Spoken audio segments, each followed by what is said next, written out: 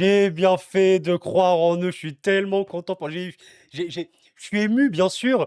Bon, il se passe beaucoup de choses en ce moment, mais je suis ému aussi, bien sûr, pour vous, les gars. Vous, les Congolais, représentez dans les commentaires. Vous êtes du Congo, RDC, machin, drapeau, les drapeaux congolais à fond, à fond. Bravo, les gars. J'espère que je ne suis pas le seul, mais quelle émotion. Mais bravo, Wissa. Bravo, Wissa. Bravo à cette équipe. La tête de Wissa qui a puni ce Portugal. Bravo, Wissa qui rentre dans la légende de la République démocratique du Congo. La RDC, je rappelle que la RDC a participé à une seule Coupe du Monde il y a 52 ans sous le nom de Zaïre. Zaïre, la RDC. Et là, c'est un... Non mais les gars, vraiment, et ça nous rappelle également une chose, et je suis un peu frustré quand je pense à une certaine équipe. Je suis frustré parce que je me dis, mais regardez ça, la hargne, la volonté, la bataille, se donner, mouiller le maillot, mouiller le maillot. Le football, c'est mouiller le maillot. Je suis énervé, évidemment. Vous savez pourquoi? Allez voir les vidéos si vous voulez. Allez voir la vidéo d'hier ou de ce matin plutôt. Allez voir, mouiller le maillot. Et les Congolais, vraiment les gars. Mais non, mais j'applaudis parce que les pays africains, ça se donne dans cette Coupe du Monde. Pour la plupart, bravo pour ce très beau résultat. Et les gars, je suis quand même obligé de parler. Ou Roberto Martinez, ou le Portugal de Roberto. Je parlais avec Alexandre Carvalho. On parlait de ce Portugal-là, on va en parler un petit peu. Mais je veux vraiment, vraiment mettre en avant ce RDC. Je suis très content parce qu'en plus sur MPP, j'ai mis ce 1-1. Je vous avais développé que cette RDC, les gars, sincèrement, elle va être très compliquée à battre dans le sens du jeu. C'est compliqué de les gérer. Pour ceux qui ne suivent pas le football africain, c'est une défense où ça défend Bemba, Masuaku, le match également. Merci à vous en tout cas d'être là dans cette vidéo, les gars. Bombardez la vidéo de like, s'il vous plaît. Merci. Allez, objectif, je passe. 500 likes, peut-être c'est énorme. N'hésitez pas à vous abonner. On est bientôt, je crois, 65 000 sur la chaîne. On peut largement passer au-dessus. Allez-y, allez-y, vraiment. Merci beaucoup. On continuera à parler de l'RDC, de cette Coupe du Monde. La RDC, actuellement, est première du groupe K en attendant Ouzbékistan-Colombie. Pourquoi? Parce que regardez, bam, carton jaune pour Silva. Bam, carton jaune pour Araujo, qui aurait même pu prendre, je pense, carton rouge en fin de match. Je ne rigole pas. Carton jaune également pour Nelson Semedo. Ce n'est pas une blague, les gars. Le Portugal, je l'ai un petit peu évoqué sur sa chaîne. Je n'ai pas pu faire d'épisode malheureusement dessus. Mais vraiment, ouh là là, que ça peut décevoir. Bon, on va parler un peu de Ronaldo. Je sais que certains veulent aussi qu'on parle de ça. Je tiens, mais juste sincèrement, parce que les gars, cette équipe congolaise, pour ceux qui la connaissent absolument pas, elle a une réputation en Afrique ces derniers temps. Elle a une réputation. La RDC, c'est un peu le mur d'Afrique. Ces gars, ouh là, ils défendent. Mais ils défendent, c'est-à-dire, regardez, en première période, ça c'est les stats papier première période. Il y a 2 tirs pour le Portugal. Il y a un beau but de João Neves, bien sûr. Il y a 20% de possession pour les Congolais. Mais ils s'en foutent du ballon. Ils s'en foutent. Et les gars, je vais même aller plus loin. Le Congo, la RDC dans ce match-là. En vrai, est-ce qu'ils étaient pas loin de gagner? Je pose la question. Est-ce que les Congolais n'étaient pas loin de gagner? Bakombo, un peu plus de justesse. Motusami, peut-être une meilleure enroulée. Kayembe. Je pose la question. Est-ce que les Congolais n'étaient pas sur le point de gagner? Eh ben, je le pense.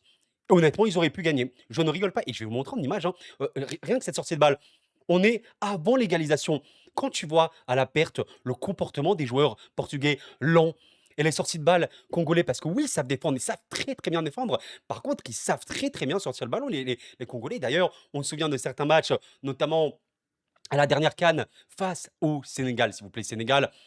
L'égalisation, le match nul, RDC Sénégal, la sortie de balle des Congolais pour le but magnifique, très bonne, parce que pas mal de décrochages. Bakambu, je critique pas sur ça. Regardez la structure portugaise. Les gars, vraiment, je pense que je ferai une vidéo sur le Portugal à un moment pour parler de l'échec, parce que c'est un terme.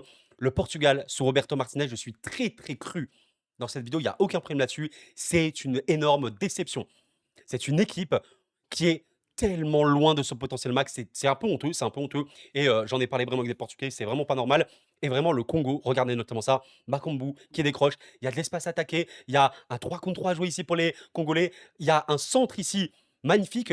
Bien sûr, pas du tout suivi par le Portugal, déséquilibré à l'extrême, avec des attaquants qui vraiment ne font pas assez d'efforts. Moutoussamy, qui a eu 2-3 frappes ici, il cherche clairement, ouais, à bien viser, premier poteau comme ça, enfin premier poteau, le poteau rentrant pourquoi pas, petit filet, ça frappe au-dessus, mais ces Congolais ont en sortie de balle beaucoup de solutions. Je suis tellement fier du visage montré, mais vraiment, c'est ça que je retiens. Je crois qu'on réalise pas le degré d'histoire. On a vu Curaçao, 1er but marqué, mais quelle émotion! On a vu, notamment, s'il vous plaît, la Côte d'Ivoire gagner ce match face à l'Équateur. On a vu l'Égypte très, très bien jouer face, notamment à, la Belgique. On a vu le Maroc, s'il vous plaît, faire une première période, 30 premières minutes dingue, complètement dingue face au Brésil. Alors j'ai oublié, voilà, le Cap-Vert. Cap-Vert, s'il vous plaît, historique pour le Cap-Vert, 1er match capverdien. Eh bien, on peut rajouter dans tout ça, voilà, la RDC, le dernier pays africain, non, avec le Ghana qui va jouer après, qui n'avait pas encore participé et je suis tellement content parce qu'ils ne se sont pas défilés. Ils ne se sont pas défilés. Il y avait évidemment des situations pour le Portugal, mais à la fin légères, légères parce que ouais, il y a quoi en seconde période? Elle les pousse un peu. Waouh! 5-0 cadré, OK, mais c'est pas si dingue. C'est pas si dingue, très, très loin de là. Ils les ont annihilés via notamment des excellents défenseurs. Là, par exemple, il y a une remise pour Nuno Mendes, profondeur, il passe, mais voilà, Tuanzebe, Mbemba qui a pris un jaune assez vite, mais très, très bon jeu de Mbemba, de Chancel, Tuanzebe, Masuaku comme je l'évoquais, très, très bon match. Les En vrai, en Afrique, je vous jure que cette réputation de mur congolais, c'était pas une blague. Je vous évoquais en pronostic d'avant coupe du monde que la RDC est capable de se qualifier en faisant match nul, match nul, match nul.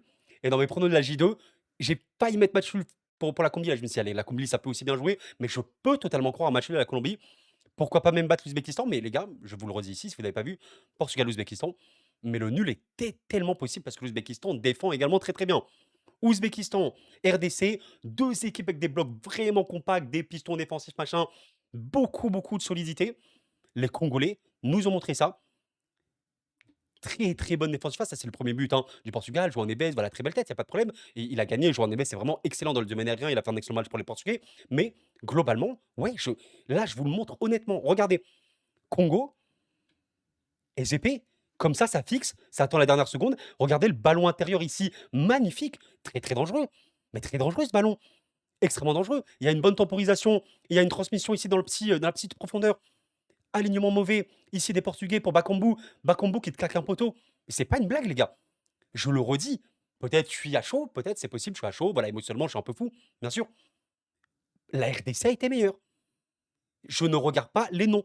Je regarde le football. C'est pas parce que tu t'appelles Portugal que, voilà, ok, je t'appelle Portugal, ok, ça s'appelle RDC. L'historique, il n'est pas le même. Pour moi, la RDC a été meilleure que le Portugal dans ce match-là.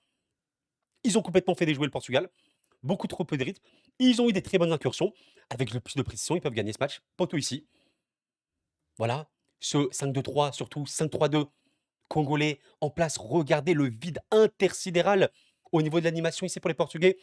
Et à chaque fois que tu vas essayer d'attaquer, tu as un Congolais qui va sortir sur toi. Très, très, très bon jeu de pression sur le porteur. Pas de problème. 5-3-2 ici. Les stats, s'il vous plaît, à l'heure de jeu pour le Portugal en seconde période. Le Portugal avec le ballon qui ne fait rien. Qui a le ballon, mais qui ne fait rien. Et les sorties de balles. Regardez encore une fois, on est en première période. Qu'est-ce qu'on a ici?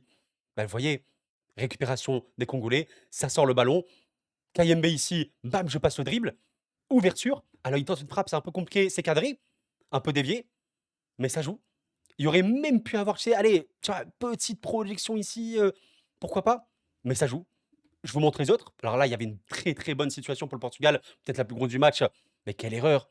Quelle erreur portugaise. Regardez ici notamment.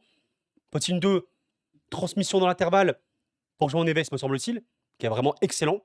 Là, il y a naturellement Bruno Fernandes qui va décrocher. Et là, les Congolais, alors est-ce qu'ils se font avoir? C'est assez dur parce que je trouve quand même la défense plutôt plus couteau compact, donc c'est assez compliqué de les gérer. Et là, en fait, ce qui se passe, c'est qu'il faut transmettre à Bruno, il va transmettre à Bruno, mais il y a Ronaldo qui coupe. Et Ronaldo, clairement, il a été dans une difficulté absolument extrême. Il prend le ballon un peu derrière. Et en plus, c'est plutôt. Et c'est là que je trouve assez fou. Regardez, même pas sort. Ça sort plutôt bien. Ça bloque les positions. Donc en vrai, je trouve que la RDC, ici, défend pas si mal, mine de rien. Mais Ronaldo ne va pas le reprendre, ce ballon. Évidemment. Évidemment qu'il doit laisser. Il y a Bruno qui est complètement par terre. Il n'en peut plus. Il y a motivation ici côté RDC. Il y a Nuno Mendes qui craque parce qu'il aurait également pu être servi. Ronaldo, c'est très, très dur. J'ai eu quelques stats. Regardez à quel point les Congolais l'ont aussi fait déjouer. Il y a la première mi-temps de Ronaldo, c'est 0 dribble, 0 tir, 0 duel, 0 faute. Il n'y a rien eu. Il y a quasiment rien eu. Et malheureusement, oui, inoffensif. Parce que un bloc très compact côté congolais, mais parce qu'également, un jeu, une animation, portugais extrêmement, extrêmement mauvaise, extrêmement mauvaise. Je pense vraiment que c'est le terme. OK, les attaquants pourraient être mieux. Bernardo Silva, bon, ça a absolument pas été, mais Conceição, il devrait beaucoup plus jouer et sincèrement, même si je sais que c'est un débat qu'on n'aime pas avoir, peut-être que même vous, vous êtes congolais ou autre, hein, portugais peut-être. Ronaldo, j'aime énormément le joueur, c'est un de mes joueurs préférés all time, hein, réellement. Heu, Aujourd'hui, peut-être qu'imaginer un joueur plus, dans le décrochage faux neuf ou quoi, plus moderne, ce serait bien pour le Portugal, en tant que titulaire et malheureusement, il y a Gonçalo Ramos qui, n'est pas au mieux aussi. Mais après, Ronaldo reste un finisseur, mais il n'a pas eu de ballon. Il a pas eu de ballon et les ballons qu'il a eu ont été ratés. Là, typiquement, regardez, pareil, la RDC qui va essayer de défendre, qui a eu quelques bons petits, moments de chaleur, mais ça va en vrai parce que là, regardez, typiquement, il y a une belle action pour le Portugal. Il se passe quoi? Ouais, pareil, Neves, Ronaldo, mais ça défend très, très bien. Ils ne se font pas avoir. C'est c'est c'est fou parce que ce qu'on a vu de la RDC dans ce match-là, c'est tellement ce qu'on voit en Afrique et il faut aussi le reproduire en coupe du monde. J'ai vraiment vu la RDC qu'on voit généralement. C'est fou et les actions congolaises qu'il y a eu en fin de match, bon, Ronaldo, il se parlait un peu à lui-même en mode pour se booster ou quoi. On sait que c'est une mentalité, de fou Ronaldo, voilà, les larmes et tout, bien sûr très, très passionné, ben, les gars pour jouer jusqu'à cet âge-là. Regardez notamment ceci, après un corner portugais, on est à la combienième? 77e minute de jeu. Il faut être précis. Il faut être précis.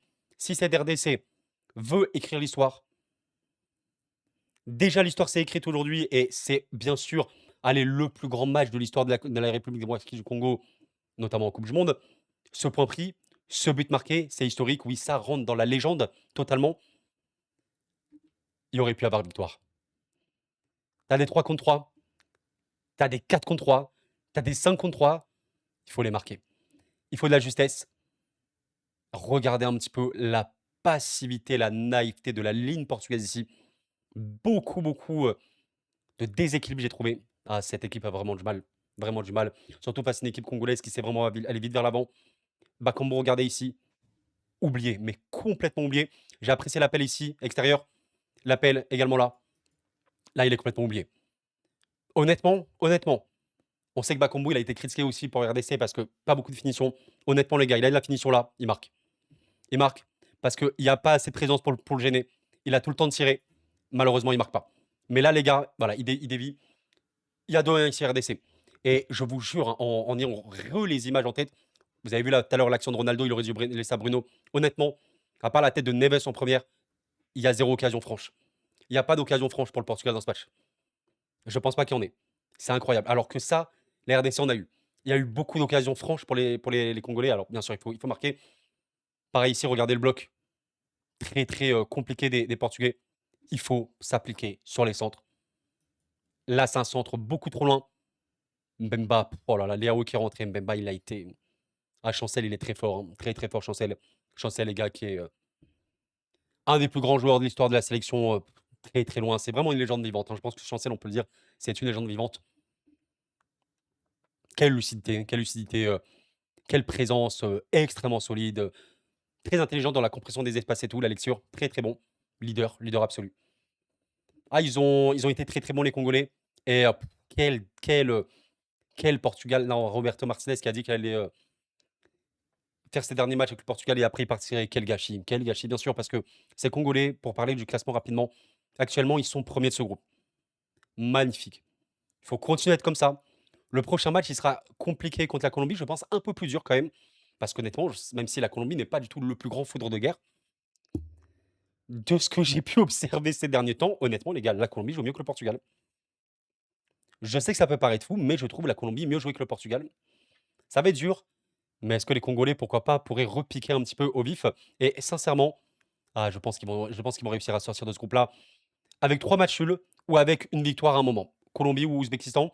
Si jamais tu sors pardon, de ce groupe-là, très très simple, hein. Groupe K, quand vous regardez le classement, bon, il y a une chose qui s'affiche directement. Regardez, le deuxième cas, alors oui, il est le deuxième cas, je le vois pas, voilà. Le deuxième cas, comme ça, vous le savez, si jamais vous êtes congolais ou voilà, vous suivez cette sélection, moi je l'aime beaucoup cette sélection parce que très combative, mentalité, bravo, franchement les gars, bravo, je suis très très content pour vous. Putain, l'Afrique, globalement pour l'Afrique, je suis très content, bien sûr, globalement. Il y a quand même évidemment deux, trois trucs qui n'ont pas été. 2 cas, 2 L. Voilà. Tu es congolais, surveille Angleterre, Croatie, Ghana, Panama. C'est des très gros matchs. Très probablement, le deuxième du groupe L, sera Croatie ou Angleterre. L'Angleterre peut aussi peut-être faire 2-3 matchs nuls, on verra bien. RDC Angleterre, RDC Croatie, j'ai pas besoin d'expliquer à quel point ça peut être une folie furieuse.